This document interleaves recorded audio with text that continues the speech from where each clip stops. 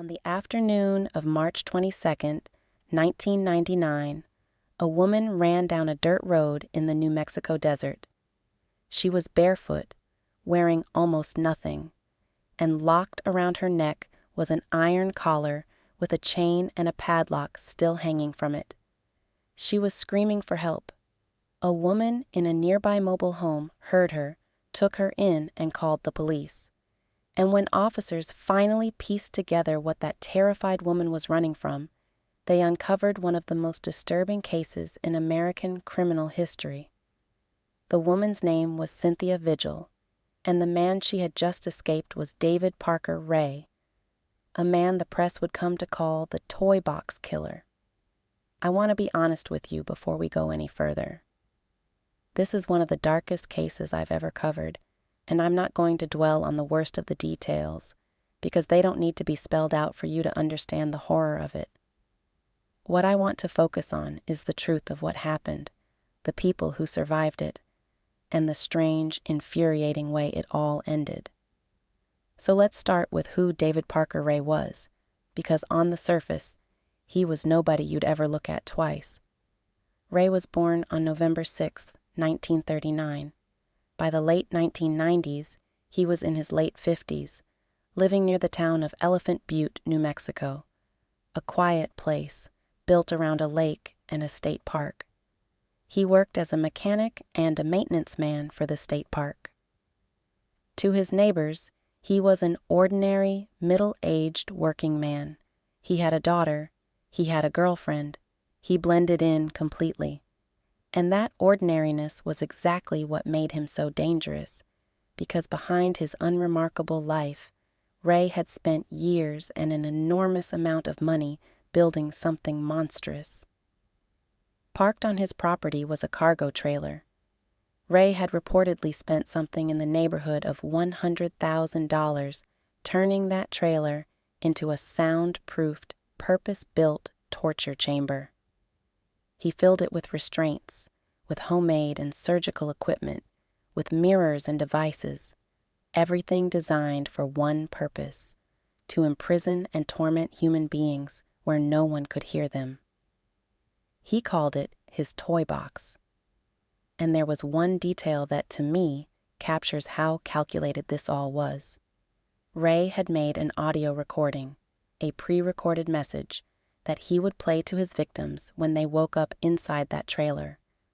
A cold, methodical voice explaining where they were and what was going to happen to them, telling them, among other things, to be quiet and to be a survivor. He had rehearsed his cruelty. He had produced it like a script. For years, it seems, he got away with it. And the reason he got away with it is heartbreaking, because it wasn't that no one escaped. People did get away. They just weren't believed. Take Kelly Garrett. Back in 1996, she met Ray's daughter at a bar. Not long after, she was drugged, taken to that trailer, and tortured over a period of days. Then Ray, wearing his park uniform, simply dropped her back near her home and told a story about finding her out by the lake. Kelly had almost no memory of what had been done to her. She'd been so heavily drugged. She didn't go to the police with a detailed account because she didn't have one. Her own life fell apart in the aftermath, her marriage included, and the truth of what happened to her only came out later, when investigators found recordings of her ordeal in Ray's possession. Then there was Angelica Montano. She was held and tortured over several days as well, and she was released. And here's the part that should stop you cold.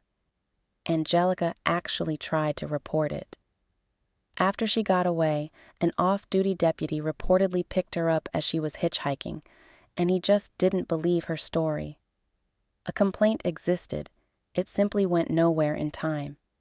If she had been believed, David Parker Ray might have been stopped months earlier, and other women might never have been taken at all. Which brings us back to Cynthia Vigil. In March of 1999, Vigil was abducted in Albuquerque and brought to Ray's property, where she was held captive and tortured for roughly 3 days alongside Ray's girlfriend, an accomplice named Cindy Hendy. And then Cynthia did something extraordinary. One day, while Ray was away at his job at the state park, leaving only Hendy to guard her, Vigil saw her chance. She got hold of a set of keys. Hendy realized what was happening and attacked her, and Vigil fought back, grabbing an ice pick and stabbing Hendy, breaking free of her restraints, and running. She didn't stop to find clothes. She didn't stop to think about the collar still locked around her neck. She just ran out into the desert until she found that mobile home and someone who would finally believe her. When police came to Ray's property, they opened the toy box.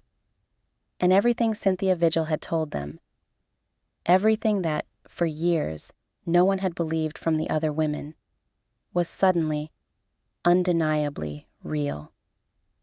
Inside, investigators found the restraints, the devices, the fake police badge Ray had used to make his abductions look legitimate, and the recordings. They arrested David Parker Ray and Cindy Hendy. And then the full scope of what they were dealing with began to come into focus, and it was almost too large to comprehend. As investigators dug in, and as Ray's accomplices began to talk, a terrible picture emerged. By some accounts, Ray claimed, and his associates believed, that he had been abducting, torturing, and killing women for decades. Estimates of the number of his victims ran into the dozens. Some accounts put it as high as 60 women over many years. And yet here is the fact that makes this case so uniquely frustrating. The fact you have to sit with: no bodies were ever found. Not one. And because of that, David Parker Ray was never charged with a single murder. Everything we believe about how many people he may have killed remains exactly that: belief, suspicion, the word of accomplices, without the physical proof of a single victim's remains. There was one presumed murder, a woman named Marie Parker, who disappeared in 1997. One of Ray's associates, Dennis Roy Yancey, would later admit that, under Ray's influence, he had killed her. Yancey pleaded guilty to second-degree murder, but Marie Parker's body, like the others, was never recovered. So in the end, what was justice in this case? It was incomplete, and it came in pieces. Ray's accomplices were dealt with. Cindy Hendy, the girlfriend who had helped hold Cynthia Vigil captive, was sentenced in 2000 to 36 years in prison. She was released in 2019 after serving about half of it. Dennis Yancey pleaded guilty to the murder of Marie Parker. Ray's own daughter pleaded guilty to a kidnapping charge for her role in one of the cases.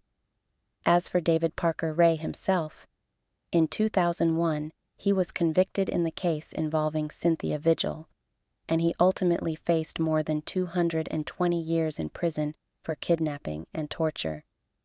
220 years, a sentence that guaranteed he would die behind bars. And he did, but far too soon for anyone hoping for answers. On May 28, 2002, David Parker Ray died in custody of a heart attack. He was being held to serve out that sentence, and there had been hope that he might eventually reveal what he'd done with his other victims, where they were, who they were, so that families who had spent years not knowing could finally bury their dead. Instead, he took all of it with him, every name, every location, every answer.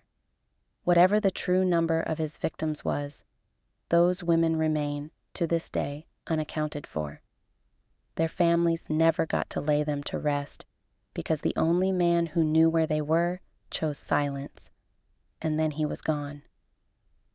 That's why, as grim as this case is, I keep coming back to Cynthia Vigil, because the thing that finally stopped David Parker, Ray wasn't a brilliant detective or a lucky break.